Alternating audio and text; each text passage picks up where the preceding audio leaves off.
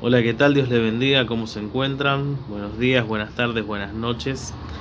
No sé qué hora será cuando termine de subir el video o ustedes estén escuchando esto. Hoy continuamos con nuestro estudio sobre el libro de Apocalipsis, con un análisis sobre la importancia de conocer los tiempos que vivimos, los tiempos en los cuales nosotros estamos presentes y el mensaje de Dios para estos días que vivimos. Hoy comenzamos a desarrollar el mensaje a las 7 iglesias que encontramos en Apocalipsis y esta es la primera parte de este análisis. Hoy vamos a hablar sobre la iglesia de Éfeso, la iglesia de Esmirna y la iglesia de Pérgamo. Los temas que vamos a desarrollar son, en primer lugar, el marco contextual, es decir, la situación política y social que rodeaba esta iglesia. Vamos a ver a qué se refieren cada uno de los simbolismos y personajes que se van narrando en el libro de Apocalipsis. Vamos a hablar del periodo histórico que abarca este mensaje. Vamos a ver también cuál es el asunto de estas cartas, de este mensaje, cuál es la exhortación y cuál es el impacto. También vamos a ir desarrollando los personajes que aparecen en estas cartas, en este mensaje a las 7 iglesias, y vamos a ver los personajes de interés que allí están ubicados, ¿sí? Agradezco a ustedes que estén compartiendo con nosotros, con Casa de Oración Legado de Gracia. Mi nombre es Mariano y espero poder ser de bendición para sus vidas. Les voy a pedir que busquen en sus Biblias Apocalipsis capítulo 2, vamos a tener nuestra lectura allí. Y también vamos a tener una pequeña introducción para comprender el tiempo y a qué es lo que se refiere este punto de Apocalipsis. Para entender bien este mensaje vamos a hacer una introducción hablando sobre las señales antes del fin, de lo que habla Jesús, tanto en Mateo capítulo 24 como Lucas capítulo 21 y Marcos 13. Hoy, por cuestiones de tiempo, vamos a hablar específicamente sobre Mateo y Lucas. Y también vamos a entender la importancia de este mensaje y lo esclarecedor que es. Quizás los siglos pasados no era tan sencillo entender algunas cosas que fueron sucediendo a lo largo de la historia, pero en los tiempos que hoy vivimos, haciendo una retrospectiva, podemos darnos cuenta a dónde apuntaba ese mensaje que está ahí prácticamente en la apertura del libro de Apocalipsis. Recordemos que la división más importante, el bosquejo más importante del libro está en el capítulo 1, verso 19, que le dice el Señor a Juan: escribe las cosas que has visto, las cosas que son y las que han de ser después de estas. Las que has visto corresponde al tiempo de Juan, tiempo en el cual él estuvo presente, ministrando como pastor en distintos lugares. Las que son se está refiriendo a el tiempo presente, digamos, en el cual él está, pero también a los sucesos que van a acontecer a lo largo de la historia mientras la iglesia está presente, y después el libro comienza a desarrollar las cosas que han de suceder después de esta.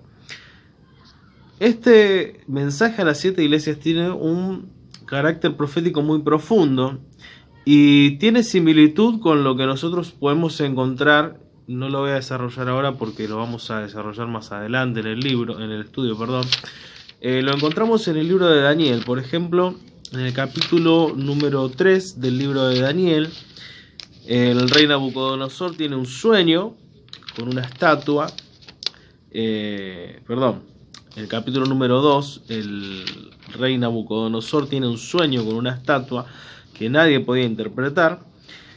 Y Daniel lleva una interpretación hablándole acerca de los siglos que iban a venir. Esa interpretación o ese sueño se relaciona con la visión de las 4 bestias que tiene Daniel en el capítulo 7. También vemos una visión en el capítulo número 8 que vamos a analizar más adelante. Y todos estos así de usada está.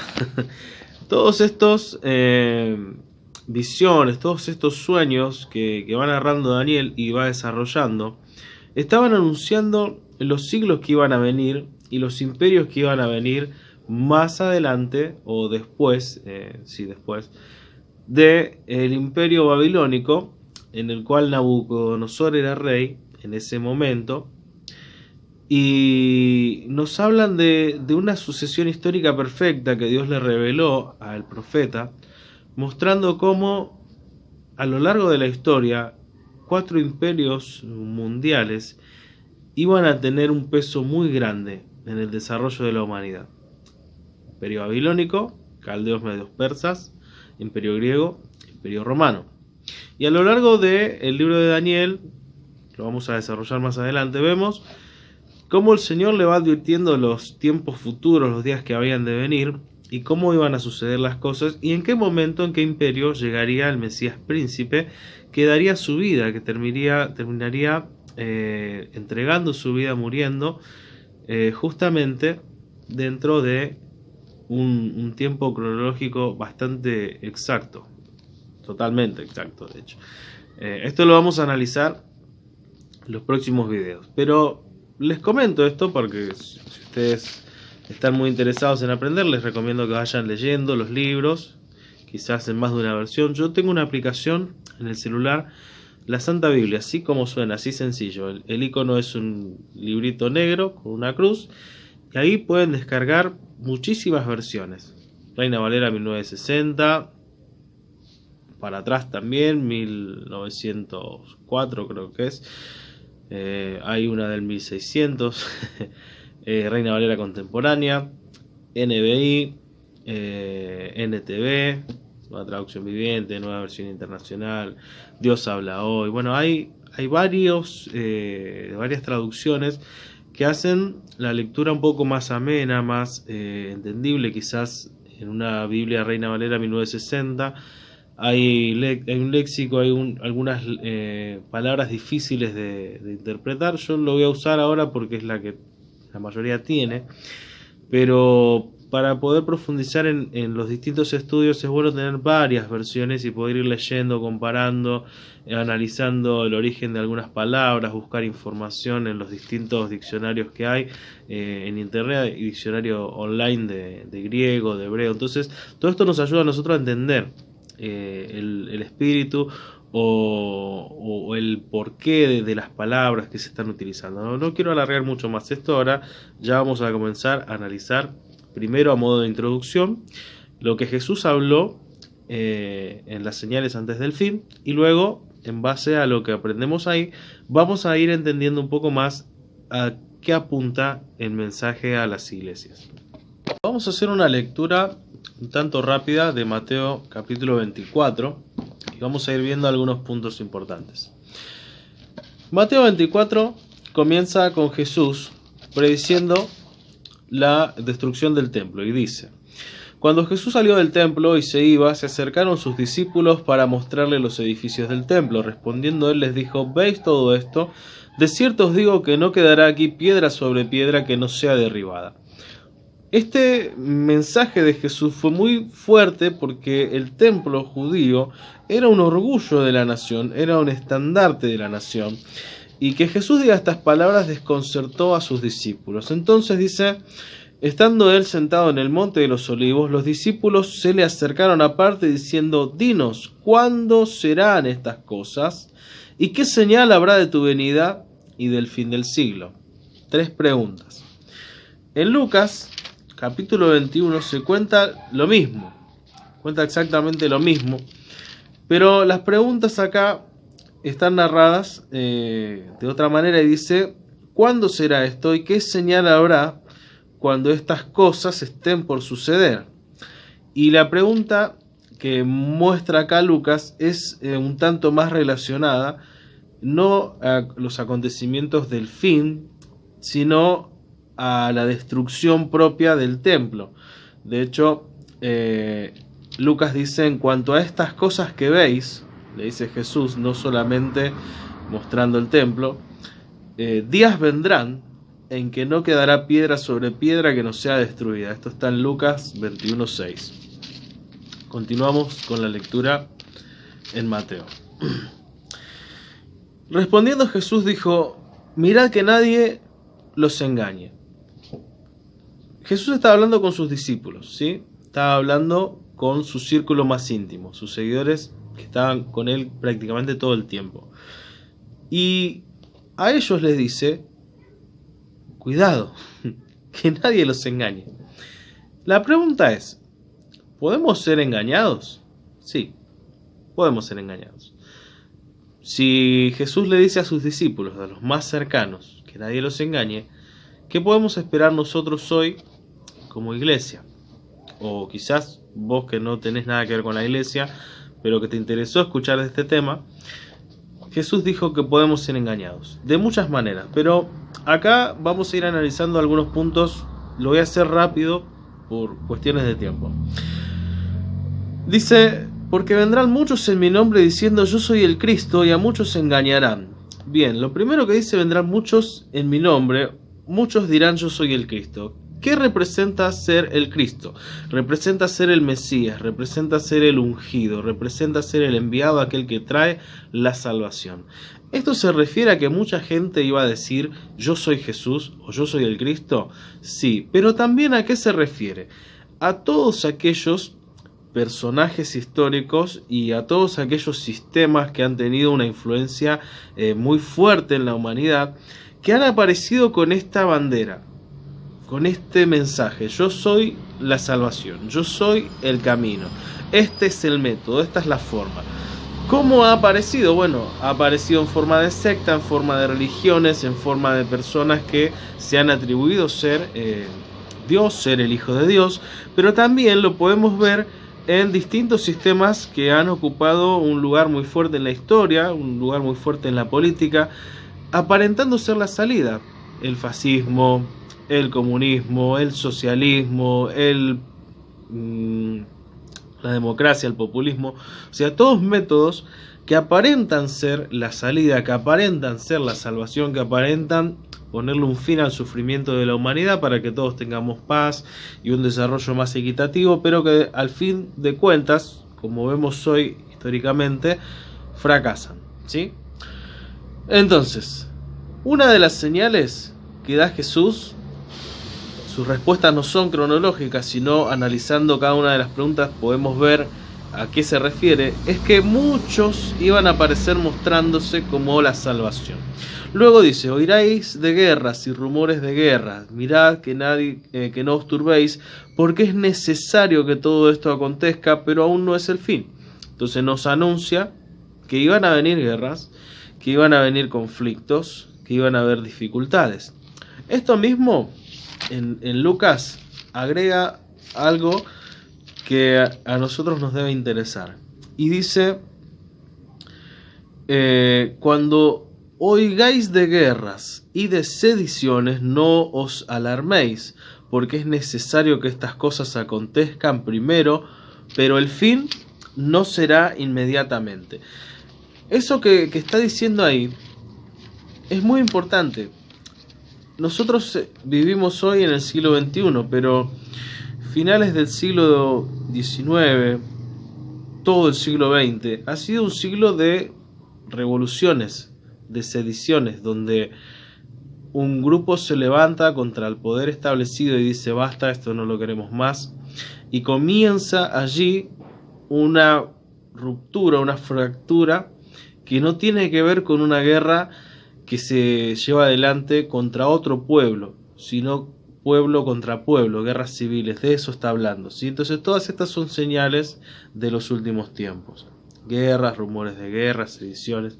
Y luego dice acá: porque se levantará nación contra nación y reino contra reino, y habrá pestes y hambres y terremotos en diferentes lugares, y todo esto será principio de dolores. Como hay un mensaje ya en este canal, lo pueden buscar, Señales antes del fin, que se habla un poco más de todo esto. Nosotros vemos acá que se levantará nación contra nación.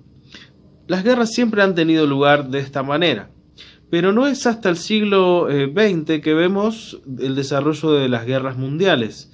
Vemos que se levantan ya no solamente una nación contra otra, sino un conjunto de naciones contra otra, y en la Segunda Guerra Mundial participan distintos continentes, incluso en una batalla que deja un saldo de muertos que ahora no tengo la cifra, pero ascendía a un número prácticamente 10 veces mayor al de la primera.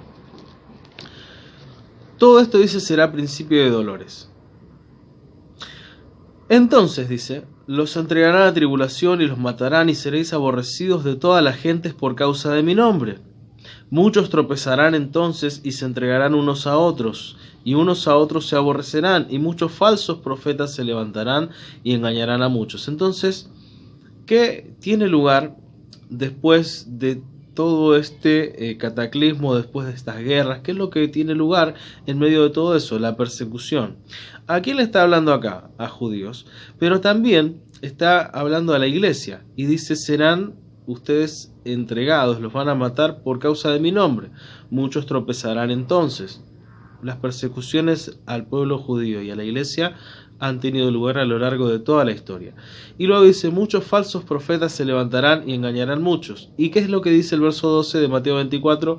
Y por haberse multiplicado la maldad, el amor de muchos se enfriará. Yo decía, y bueno, acá dice más: el que persevere hasta el fin será salvo. Este será salvo. Una de las cosas que marca los tiempos finales es este aumento de la maldad, y esa maldad tiene su raíz en la palabra anomia, que es sin ley, o quien no respeta la ley, o quien hace su propia ley. Yo pregunto, ¿qué tiempo estamos viviendo hoy? Donde las leyes ya no tienen el mismo valor o la misma aplicación, y donde las leyes quedan a la interpretación de cada uno. Y no estoy hablando de las leyes civiles solamente, sino de las leyes intrínsecas del ser humano, que no tienen que ver quizás o no tienen su fundamento en la religión, sino en la humanidad. ¿Qué es lo más natural? Bueno, que los hijos entierren a los padres, pero ¿cuáles son las modas de hoy?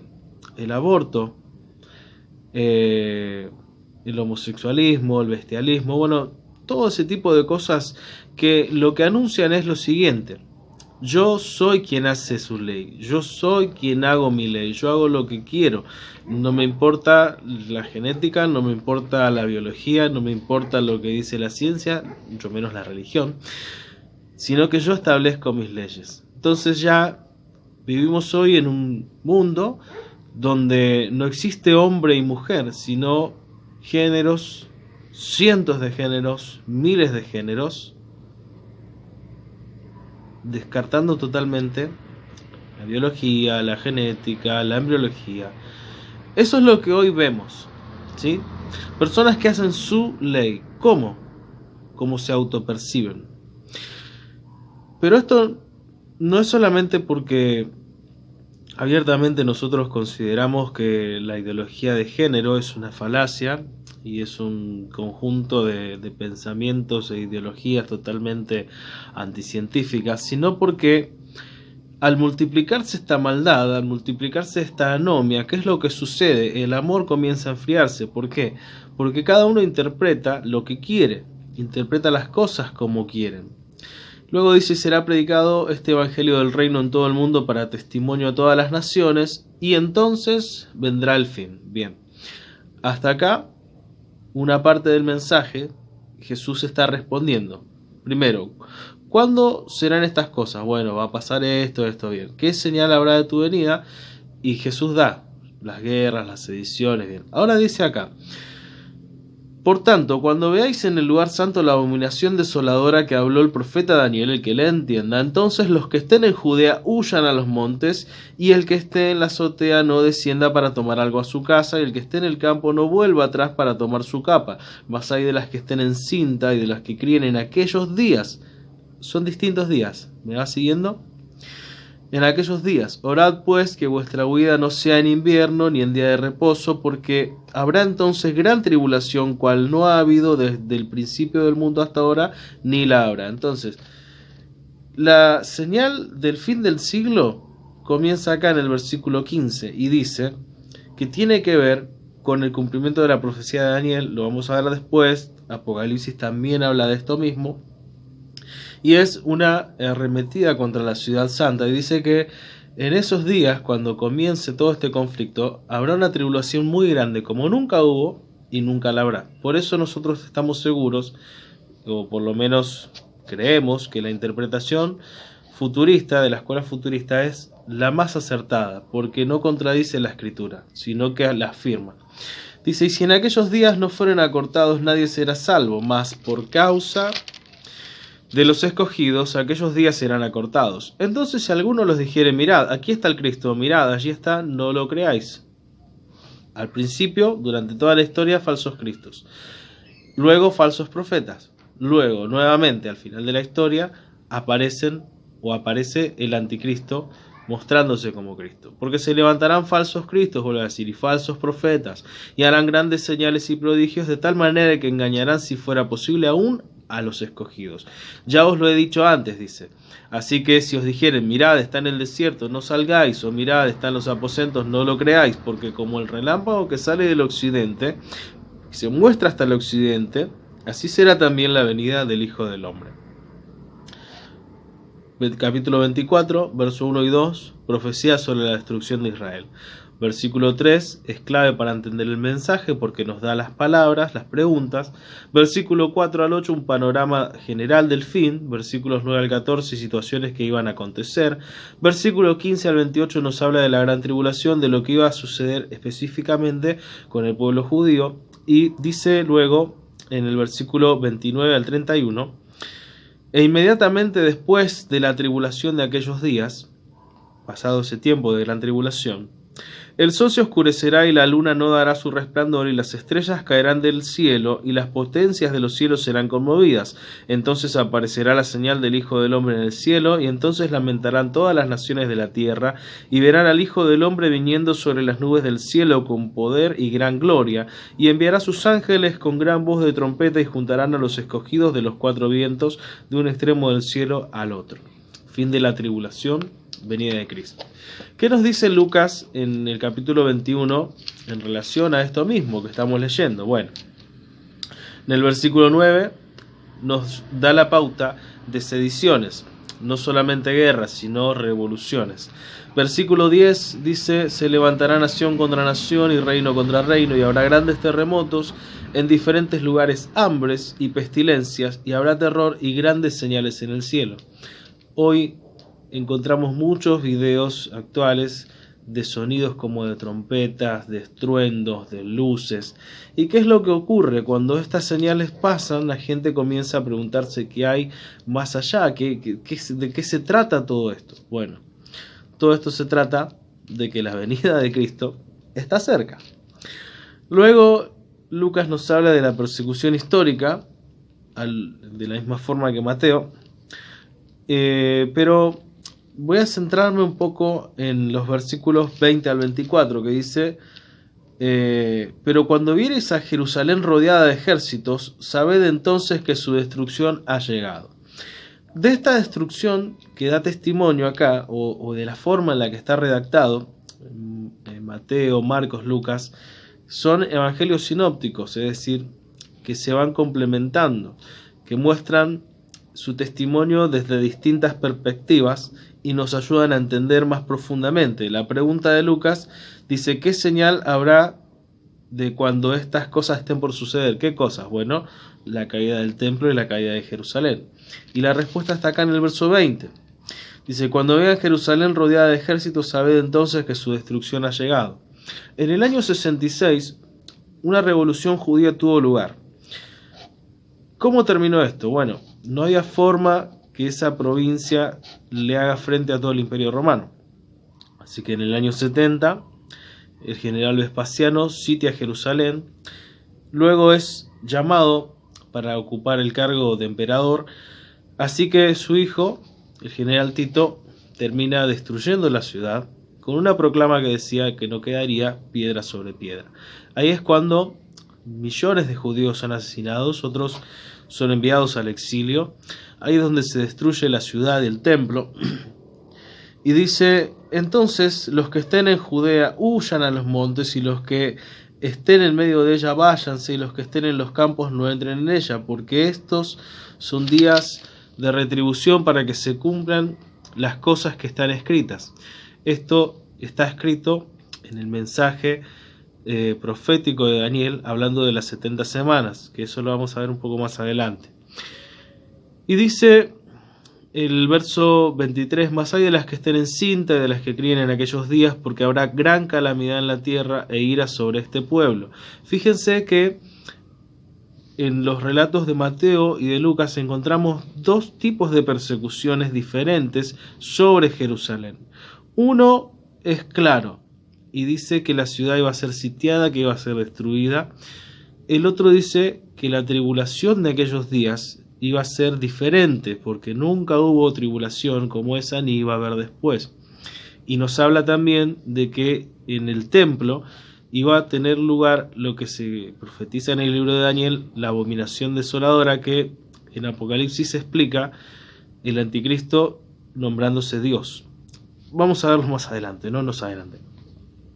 Y el verso 24 nos ayuda a entender esto, dice: caerán a filo de espada y serán llevados cautivos a todas las naciones, y Jerusalén será hollada por los gentiles, es decir, pisoteada, hasta que se cumplan los tiempos de los gentiles. Bien, luego nos habla de la venida del Hijo del Hombre.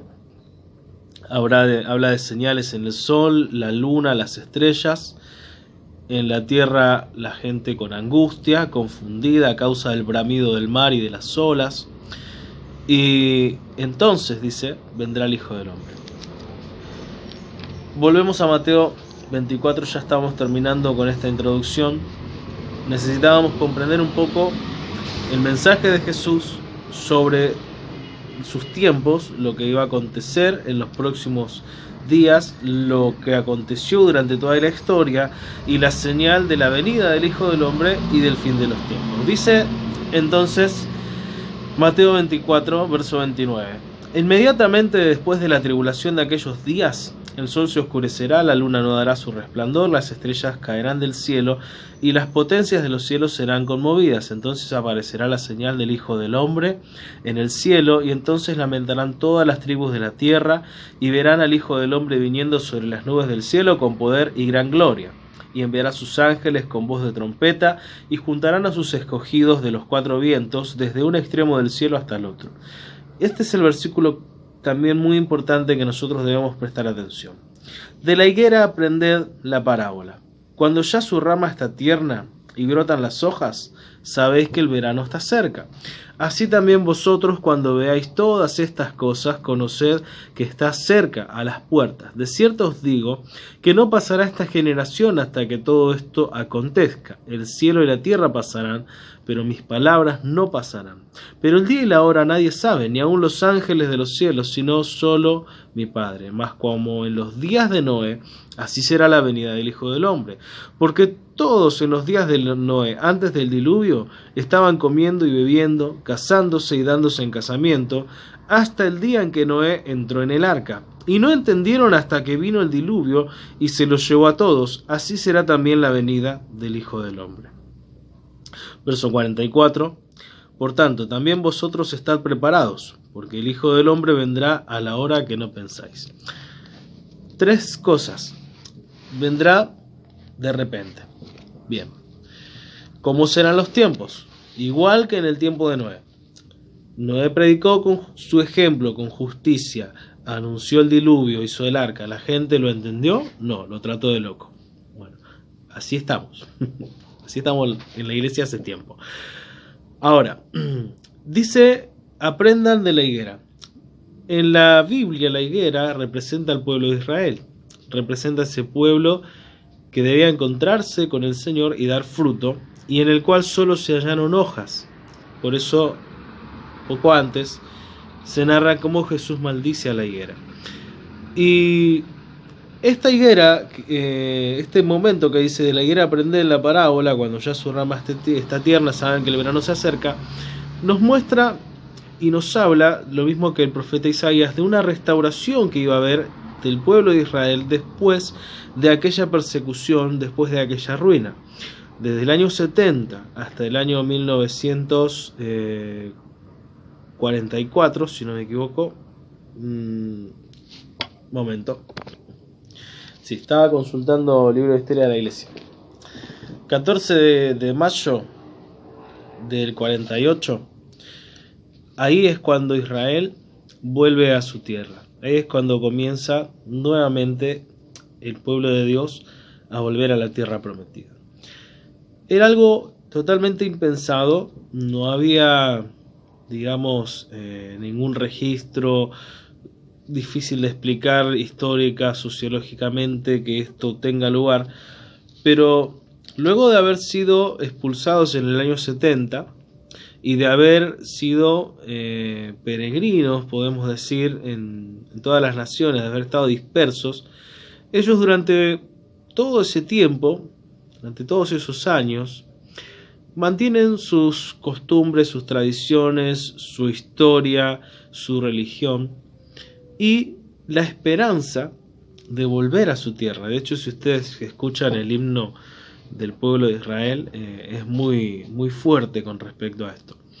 Entonces dice que la higuera brota y entonces nosotros sabemos que el verano está cerca. Bueno, esta profecía que parecía imposible de cumplirse, que a lo largo de los años iba, digamos, haciendo que muchos pierdan la esperanza, se cumplió. ¿De qué nos habla eso? De que Cristo viene pronto.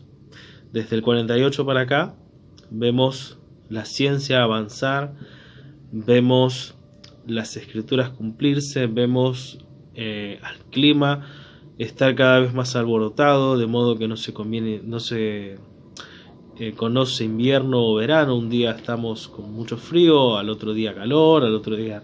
Bueno, usted sabe de lo que estoy hablando.